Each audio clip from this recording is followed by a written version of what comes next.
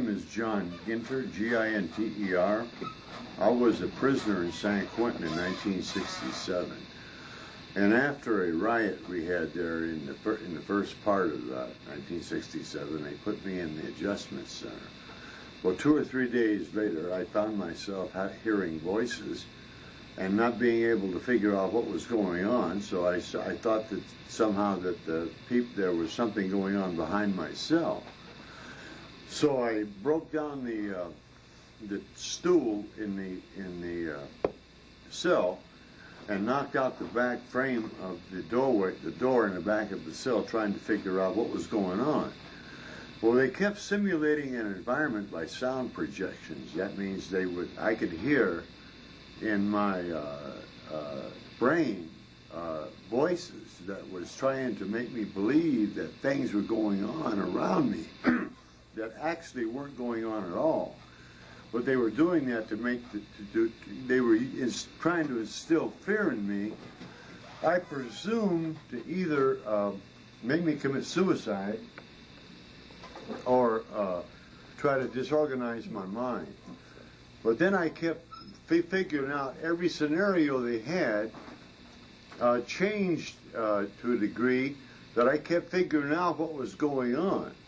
And eventually, after about 2 or 3 months of this crazy shit, excuse me for saying shit, but anyway, I figured out that the transmission of energy that was in my brain and the voices I heard were coming from an external force, which I believe was in James Parks, who was the associate warden that lived up over the hill of the adjustment center.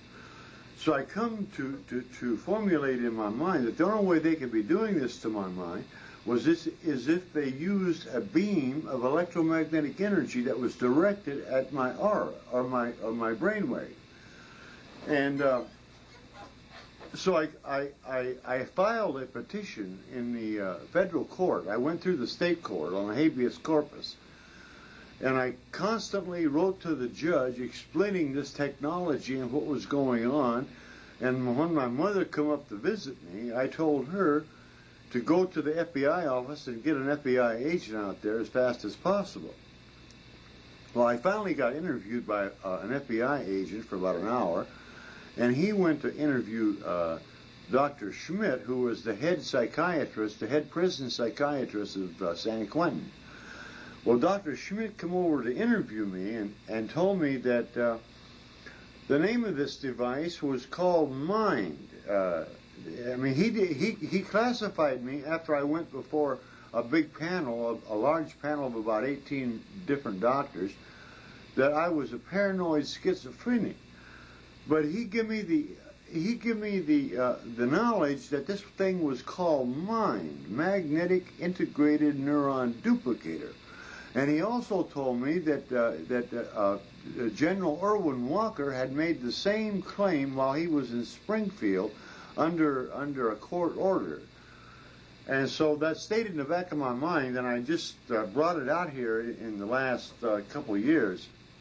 Could you explain who Irwin Walker is?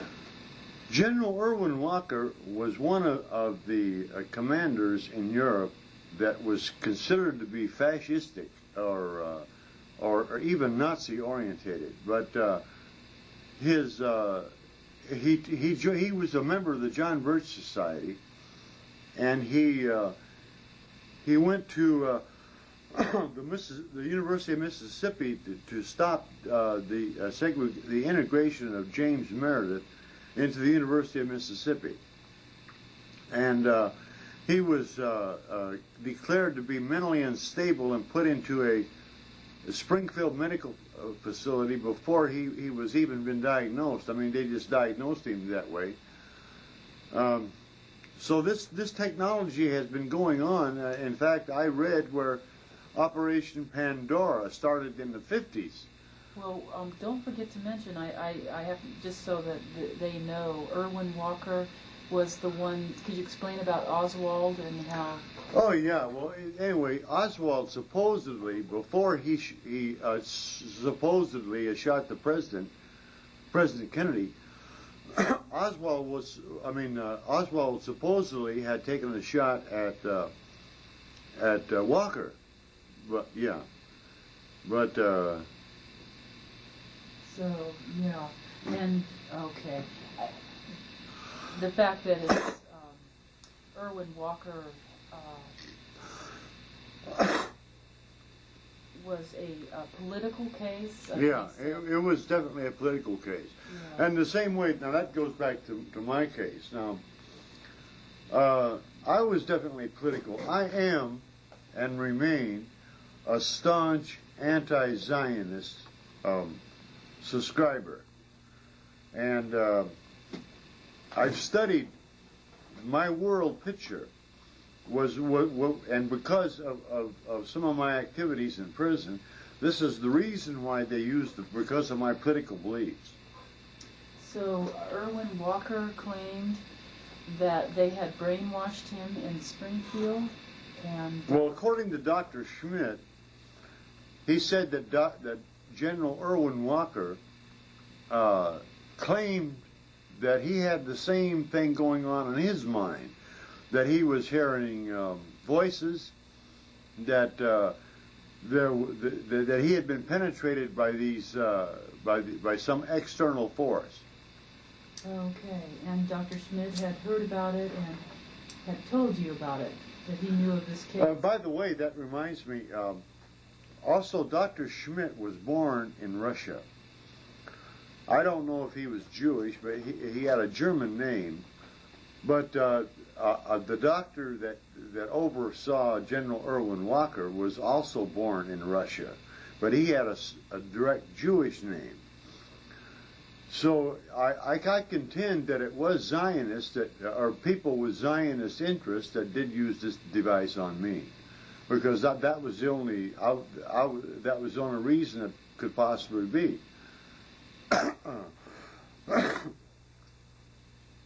You want to turn it off? Cheryl just mentioned the fact that prisoners at that time, back in the 60s, they were, at Vacaville especially, were mostly guinea pigs. And Jessica Mitford had written a book called Kind and Unusual Punishment, The Prison Business. And she pretty well documented the fact that Vacaville had been used as from the big pharmaceutical companies, and they had a connection with the military also, because most of these men were all military, former military people. In fact, most of the prison guards were former military people. But getting back to the environment at the 60s, the prisoners were looked on as from the left-wing perspective, as a potential for being revolutionary fighters in the War of Independence for the Marxist-Leninist type of thinking, like George Jackson. And was George Jackson in prison with you then? George Jackson was in a cell right next. See, he killed 4 or 5, or he was responsible for killing 4 or 5 guards there. Okay. And he was right next door to me, in the cell next door to me in the adjustment center. Okay. But he was, the whole environment of the Bay Area at this time was extremely left-wing. There was a political correctness there that, and the prison system was at a loss to be able to control these outbursts of prison rebellion. Now, I was on the extreme right, and I was an anomaly all to myself, because the majority, they had Vacaville in such a way that everybody was getting loaded. They had all the queens that was performing for all the people there, all the convicts. The place was completely loose, and it was at a conflict with custody, more or less. You mean the prison guards? Yeah, right. Okay. Right. And what time period was this? This was during the 60s. This was, it started about 1965. And in fact, let's see, here's Here's a book that describes the whole incident. It's called The Rise and Fall of California's Radical Prison Movement. This will give you the best description of what was going on in prison at that time. Also, Jessica Mitford's books would also give you a good interpretation. You want to turn it off? We'll get on with it. Cheryl wanted me to explain the process of how this thing was working, so that other prisoners will know that they're being processed also. The majority of the trauma was in the voices, and when they tuned up the volume into different parts of the body. Now, they could make me feel that I couldn't get off the bed because they could use electromagnetic energy in my stomach. But mostly it was concentrated in my brain, and they knew everything I felt, everything I seen. I couldn't even go to the bathroom. You know, that's the ultimate. You know, no privacy whatsoever. The main thrust was to make me believe something that was going on that really wasn't. In other words, to almost project a hallucination in the mind, to make you think something is going on that really isn't. But I was always cognizant of what was going on in my mind. I had no far-out superstition, so they couldn't make me believe that, say, I was hearing from aliens or God or what have you, you know. But this technology is real, and it's been going on since the 50s, as I've been able to read, and now it's widespread. It's all over everywhere, and I'm specifically interested in what's going on in the prison system. How long did they do this to you? They did this to me for about 18 months, but they kept me monitored. And as far as I know, I could be monitored at this time. Maybe there was a period of years there where they took it off me, then they put it back on me when I started to network with people like Cheryl. But there's a chance that I'm monitored now. But the only thing that makes me believe that is because I hear funny little things in my ear. It sounds like volume shifts in my ear, frequency modulation in my ear. But that could be anything, you know. So. Could you talk about? Did they try to change your political beliefs? Did I? Oh yes, they did. They did that. They tried to make me feel that my political beliefs were too extreme, and they wanted me to read Marxist, Leninist type literature, which I did do. I even read Exodus and felt emotionally compelled to have a tear or two, you know, because I felt sorry for the Jews.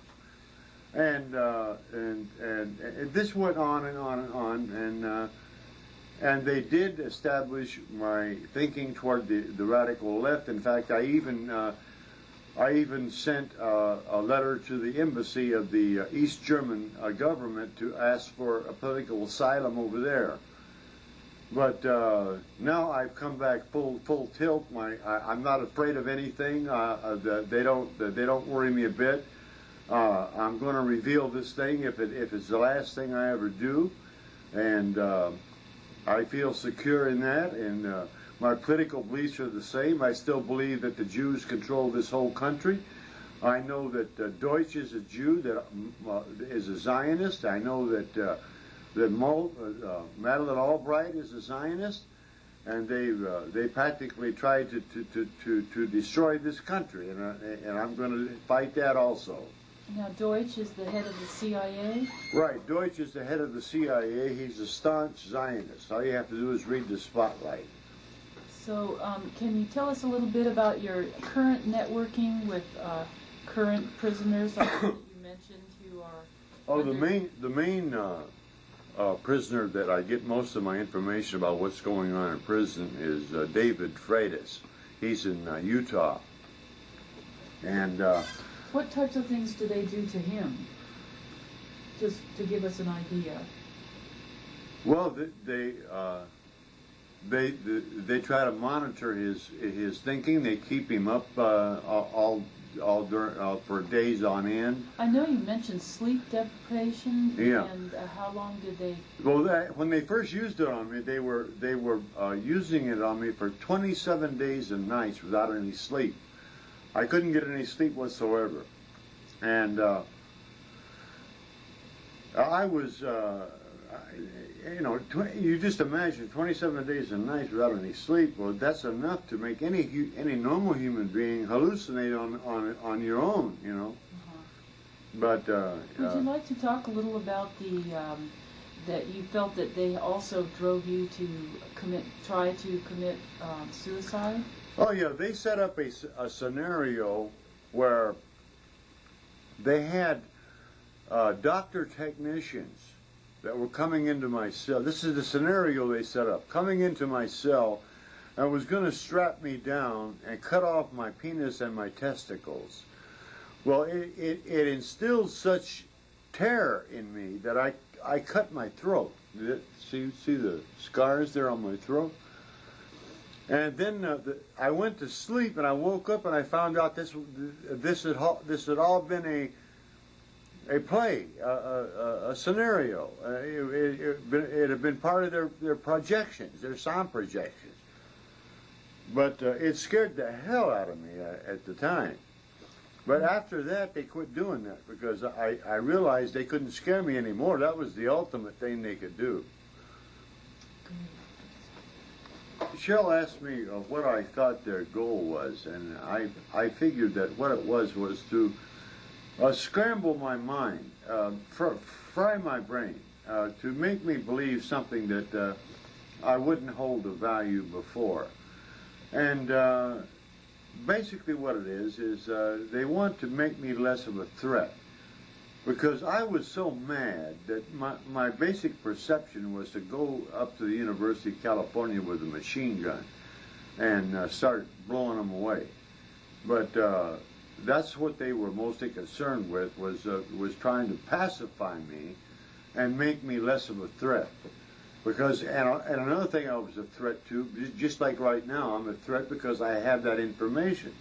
I know what the capabilities that most people don't know that what they have, the technology. Most people don't know it, and I'm a threat in that way. But they wanted to pacify me. Basically, is what they did. But they failed because I'm going to fight this thing. Well, you mentioned so this technology, this mind machine. It's a computer brain kind of communication device, and you mentioned that Irwin Walker had some strong political beliefs. Yeah. And that you also had some political beliefs. So you believe that the government would. Who do you think is behind this project? Well, the people that I feel that are directly involved are Pecunier, who was the director of the Department of Corrections in '67, '68, and from the House of Associate Warden Parks, and also the Dr. Keating and Ubrino. Now they are both, Dr. Keating was the head of Vacaville. He was a psychiatrist, and I believe they have military connections, and I believe they got the device from the military under a secret project under the different covert echelons of power structure within the military-industrial complex or the CIA. You also mentioned the University of California at Berkeley. Yeah. And that you thought that they also may have been involved in the testing? Yeah, because most of these people that I had come in direct contact with were all professors from the University of California and or psychiatric doctors that worked within the prison. Because the prison system was nothing but a big guinea pig farm.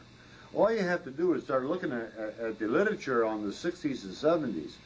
It's nothing but a big guinea pig farm. Everything was psychotherapy babble, psychobabble all the time, constantly.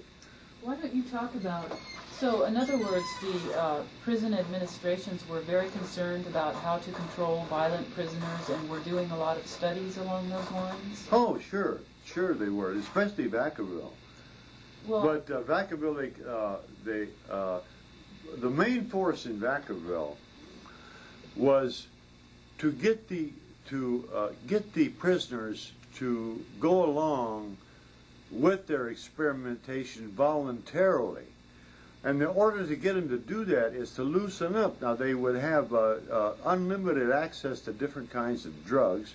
I mean, drugs that they could get high on, not the experimental kind. And like I say, the cells were always open, so there was unlimited sexual activity. And the place was total confusion. I mean, nobody was in order. Nobody was in charge. and would this be under Dr. Keating at Vacaville? Under Dr. Keating, yeah. Right, who had the philosophy that... He had Menninger's philosophy. The Dr. Carl Menninger, he was the head theorist on prisoners at the Mayo Clinic. I believe it was the Mayo Clinic back in Kansas. Okay, and so could you talk about the Solano Institute for Medical and Psychiatric Research that Jessica Mitford wrote about in her book and on the drug experimentation on prisoners? Well, I'm not really too much aware, only what I've read. And anybody can get the literature if they want to. If they read Kind and Unusual Punishment by Jessica Mitford, they can get the information concerning the extent of the experimentation. But I know you had mentioned that you think that that might be a conduit for CIA funding. Yeah, right, because all these doctors were connected. See, Travis Air Force Base is right next to Vacaville. And most of the personnel came out of Travis Air Force Base. And I think that they're all, like I said before, I believe that there is different strata of security clearance within these governmental agencies, and some rogue, maybe not rogue, but some organization within the military-industrial complex had these devices. Could you talk about the Radiation Advisory Committee and their findings that have to do with San Quentin? And actually Vacaville, I know you mentioned. Yeah. Well, the only thing I know about that is that there's mentioned a doctor, James Alex Hamilton, that was a psychiatrist that worked under MK Ultra, and he had an office at Vacaville. And see, this is just information that that you can check on if you do research on this. I know that Dr. Hamilton was mentioned in John Mark's book. What was the title of that book? That book was The Manchurian Candidate, the CIA and Mind Control. And he mentions that... Here's that book right here. And he mentions the experiments at Vacaville that had CIA funding. Yeah, and, right. Dr. Hamilton was involved in the McSearch Subproject 3. And then I note that you talked about the Radiation Advisory Committee's final report and how Dr. James Hamilton was alleged to have conflicting information with the advisory committee. In other words, he was not admitting that the government documents were accurate. Is that right? Yeah, yeah. He wouldn't admit his when he was under cross-examination by a committee. He would not admit that that he was into this radiation processes, but. The radiation processes was even in San Quentin as long ago as the 40s, and there's a research library at the Federal Building in Oakland 1301 Clay Street in Oakland. Oh.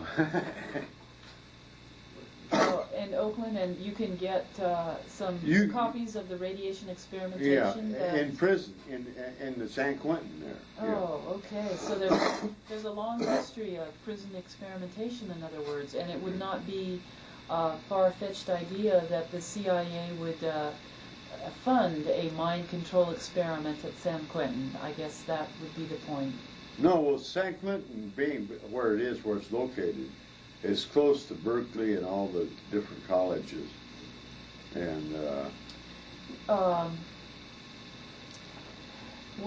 I know that in that final advisory point, just to finish up on this point, was they mentioned that Dr. Hamilton had a sleeper lab where he could do CIA experiments at Vacaville in the 60s. Yeah. And that just came out in the 1996 Radiation Advisory Committee's report. So it would be really likely, you know, as hard as your story may be to believe, there really is a lot of facts, aren't there? Yeah. To support your allegation of mind control experimentation at San Quentin. All right. Cheryl wanted me to emphasize the fact of what I was able to reveal to the outside world, and especially in my federal case in San Francisco in 1968. I had an evidentiary hearing where I wrote to the judge constantly about this device, and also my mother heard a program called Miracle of the 21st Century, the Miracle of the Mind, and she sent away for the transcript of that and sent it to the judge, and the judge made a notation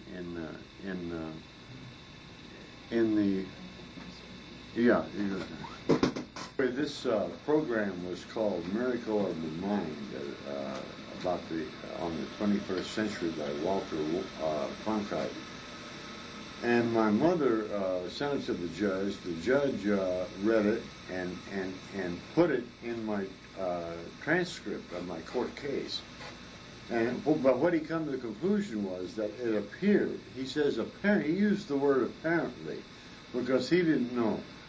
Apparently, you have to use electrodes in the mind.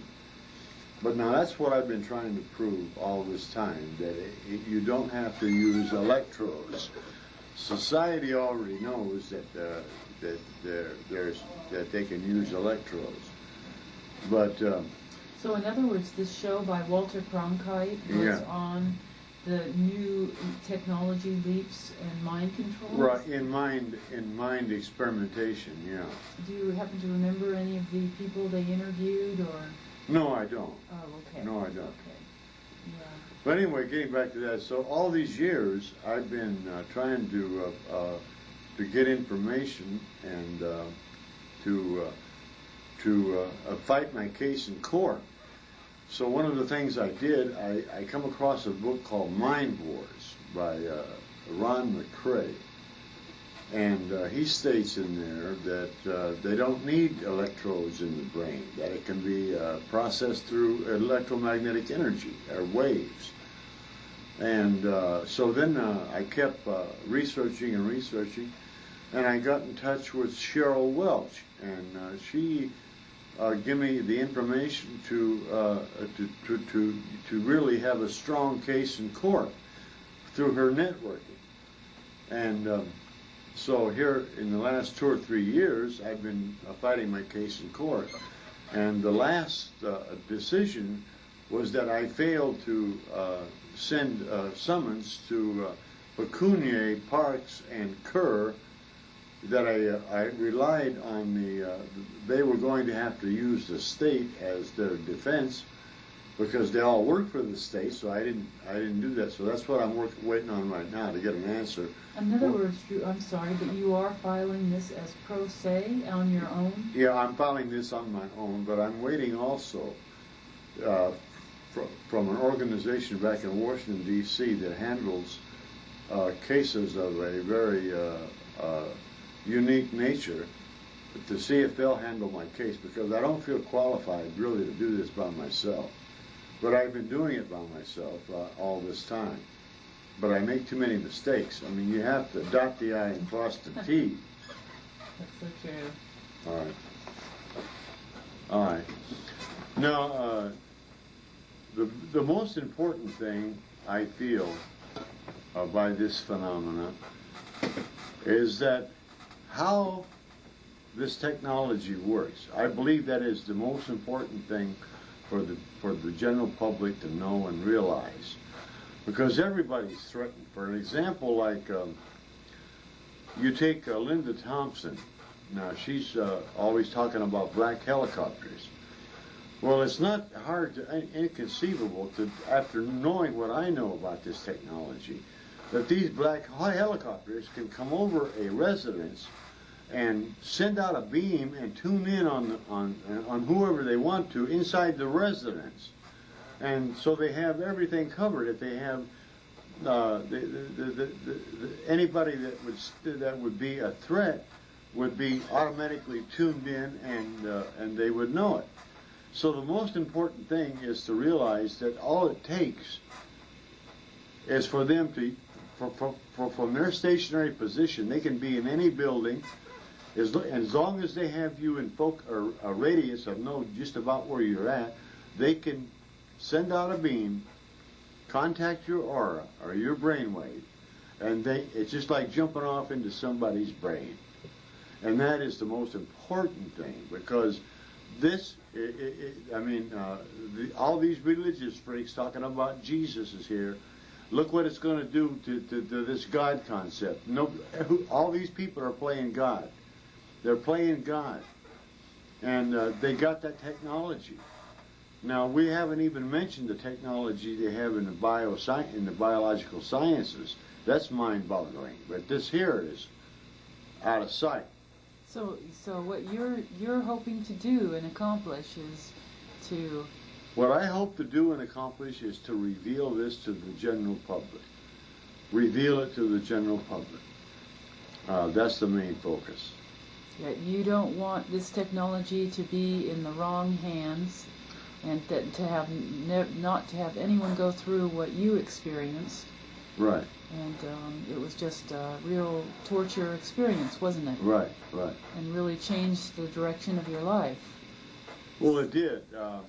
In fact, I don't know whether I'm a robot. I mean, that's all possible because I haven't even got a jaywalking ticket in 20 years. You know, and before that, I was one of their most violent people. And so I could be programmed. I don't know. You have no indication of that. No, no. Yeah, no. You just know that the technology. I don't know. So Maybe some stranger come up to me and said the word "itsy bitsy boo," you toot, and I'd be off jumping on somebody or shooting somebody or doing something. So you believe a lot. Do you believe that the government is experimenting with this equipment on people like you and other prisoners? And I believe their main focus right now. I believe that Russia has these devices. I believe that Red China has these devices. I believe they tune in. They've got themselves in too much trouble by putting it on high-profile people and trying to manipulate their mind. So they concentrated on prisoners where prisoners can't do anything about it. But I personally believe that this is just my theory now, but I believe that the technology is so widespread throughout the world right now that when Hillary Clinton went to China, she did that because they let that guy, that dissident, go, that they tuned in on her mind. And they didn't play with her mind, they just tuned in. But see, that's the thing. You don't know when you're tuned in if they don't want you to. They can tune in and you'd never know it. And that's the playing God part. So because you've got no privacy.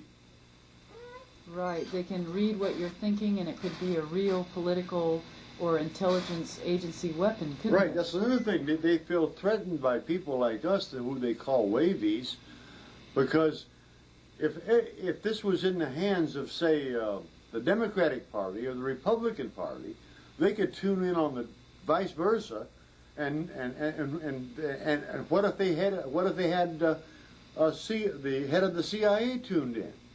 What if they had him tuned in? They know a foreign body could know everything that's going on. Right, and I know I've read about the allegations that President Nixon was under some kind of mind control. That's in a book, isn't it? Oh yeah, there are stories about even Oswald being a part of this technology, being programmed. But he was a patsy. I don't believe that I believe that the shots come from the grassy knoll. Well, basically, could you talk about the Defense News article that was so good? Oh, yeah.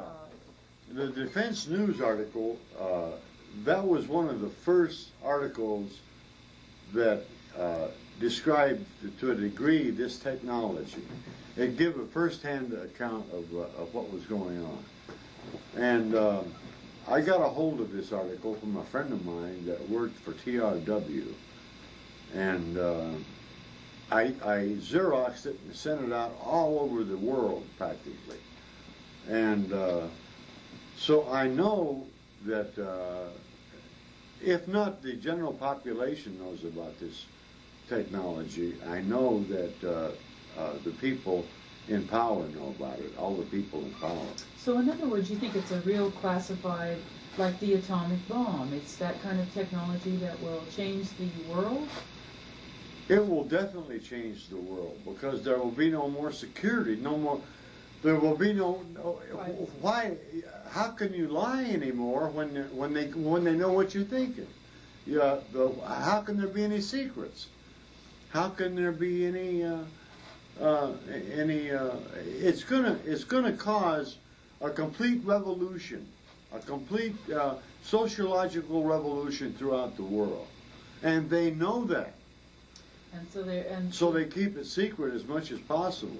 And so the Defense News article was talking about the Russian technology, Yeah. wasn't it? That they had mind control technology and were using it to program their soldiers, and were making bilateral agreements with the United States to control the use of this technology. Is that right? Right. Right. Right.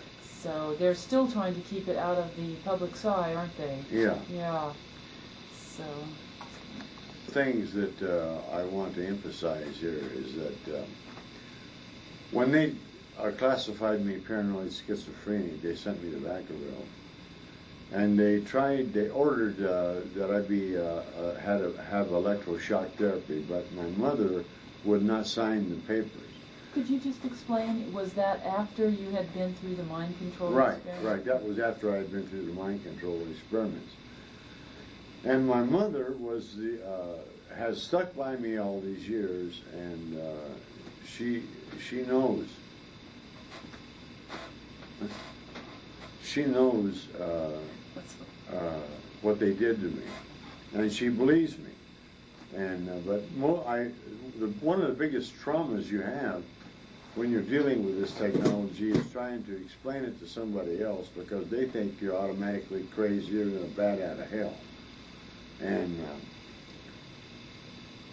only lately, now that I have the evidence, and when I try to talk about this technology, only now can I present myself on a logical premise, and people believe me. And I've been fortunate in that way, because everybody I talk to, even the ones that were the most fervent, thinking I was crazy, believe me now. And how long have you been out of prison?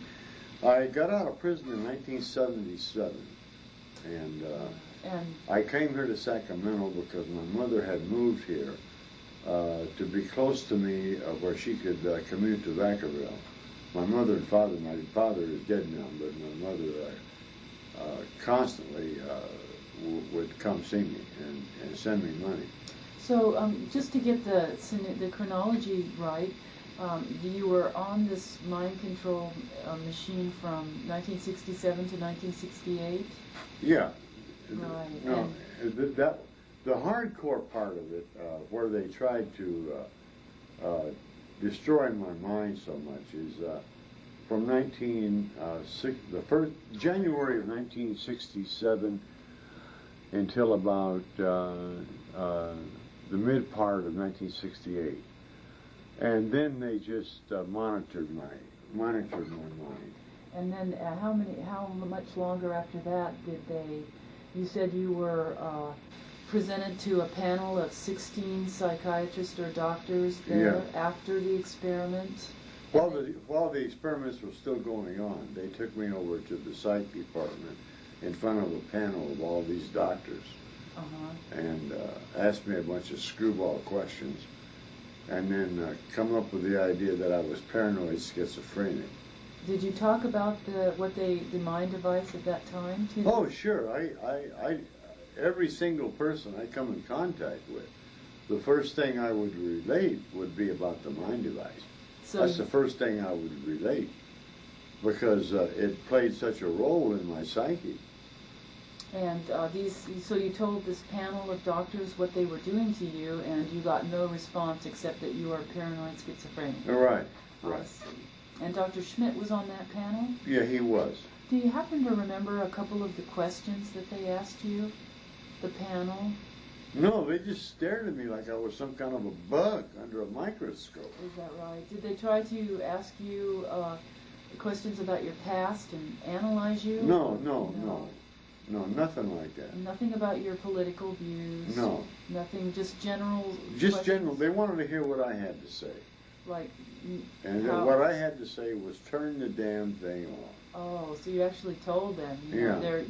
Did you talk about Parks, the Warden Parks, and how you thought? Well, the reason I'm pretty confident that Parks played a major role, because his house overlooked the adjustment center, and at nighttime I could see people coming and going from his house. And the reason I say Parks is because he was part of that Vacaville gang, that gang of behavioral modifiers that want to change society. And so I'm pretty sure. In fact, I know that if I get him on the stand, I can. He'll be under oath, and I'll be able to hit him hard for that. Okay, and so you only went before this panel of psychiatrists once, is that right? Yeah. Oh, okay. And then after the mind machine you tried attempted suicide, they turned the machine off, basically, that you know of. They turned the frequency down, but they still had me monitored. Right. They didn't play any games with you. No, they didn't play any more games. Right. And they didn't simulate an environment. See, that's the way they do. If they know what you're thinking, practically at the same moment you know it yourself. Now, if a person has any phobias or any pet beliefs, they can play on them and create a situation to their liking by your own psychology, by the weaknesses or strengths in your own psychology. And that's exactly what they did to you then? Yeah. Okay. Yeah. Okay. And then do you feel that the shock treatment, not to present leading questions, but you mentioned this before, I've talked to you a lot over a couple of years, that you felt that the shock treatment was a way of discrediting you and wiping away your memories? Right. That's what shock treatment generally does. It disassociates you from your memory. Okay, and then you feel that they actually wanted you to go through shock treatment to erase your memories of the mind? Because they still felt that I was a major threat. I still had access to the Ninth Circuit, the Ninth Circuit Court of Appeals. And they felt that I was a threat not only physically, but if I could, because at this time, 67, you imagine this is almost 30 years. And this technology is just now becoming foreseeable. And at that time, it was completely, nobody knew about it. Yeah. But it's interesting that you were aware and able to pick up right away that they were experimenting on you? That's because I know my own mind. Right. And I know that I had a strong, healthy mind, and the only thing they wanted to destroy me because they didn't like what I found out. Because I read the Protocols of the Learned Elders of Zion. And when was that you read that? 1963. 1963. Yeah. And you were into the Nazi beliefs, and you were organizing other prisoners, and... No, I was more or less, I knew all the prisoners that thought the same way I did, but I was pretty much a loner. At that time, you could do your own time. Well, I know that you mentioned that Dual Vocational Institute was where you kind of got a reputation with Dr. Keating. I don't want that. When I was in Tracy,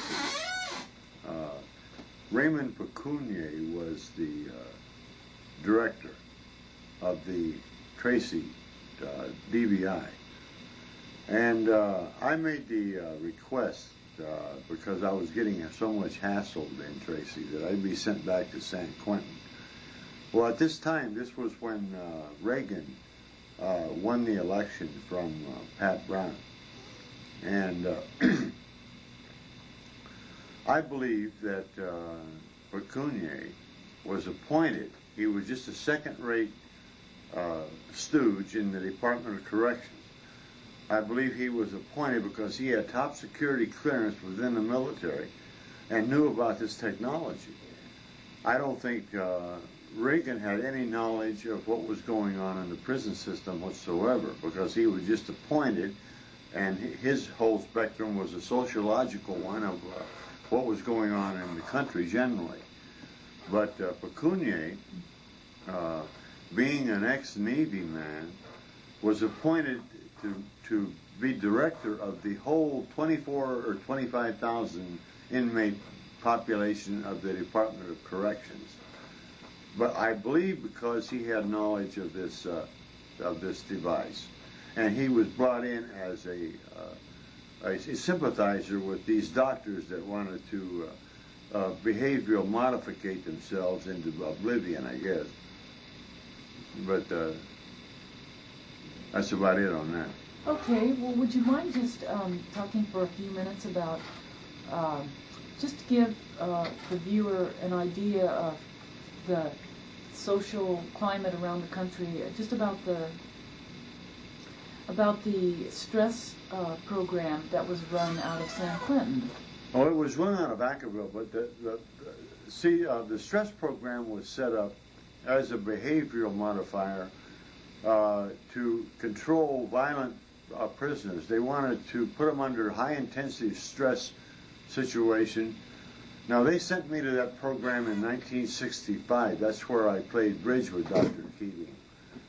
They sent me to that program in 1965, and I failed at the first 3 or 4 weeks of the program. I couldn't tolerate them stressing me out. Could you describe just a few of the things that they would put you through as a stress? Well, they would have you working in the dining room and working online of all the people that come through the dining room. Just interaction, group therapy 2 or 3 times a week, and then they would put you on the hot seat and talk about your case in front of everybody and intricate criticism of your case. Yeah. Okay, and then I'm also, could you talk a little bit about Governor Reagan, and to just give the viewer a perspective, and how in the newspapers there were articles about the proposed violence center that Dr. Louis Jolin West of CIA fame out of UCLA Neuropsychiatric Institute was proposing violence centers so that they could learn to control violence.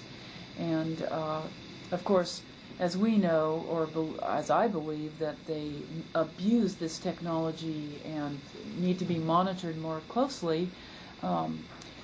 Could you tell about what happened with that, just in your own experience, a little more about that? Well, actually, Cheryl, I don't know about Jolie and Wes because when I was classified paranoid schizophrenic, I was segregated in a predominantly psychopathic environment.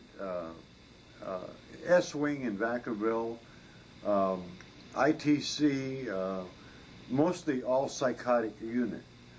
So I didn't get information about the other things that were taking place too much in the prison. Oh, okay. Well, I do know there was enough public protest against that proposal that it was defeated, but the fact that it was close to, or they were discussing it, is a little disturbing, especially after your experience, I think.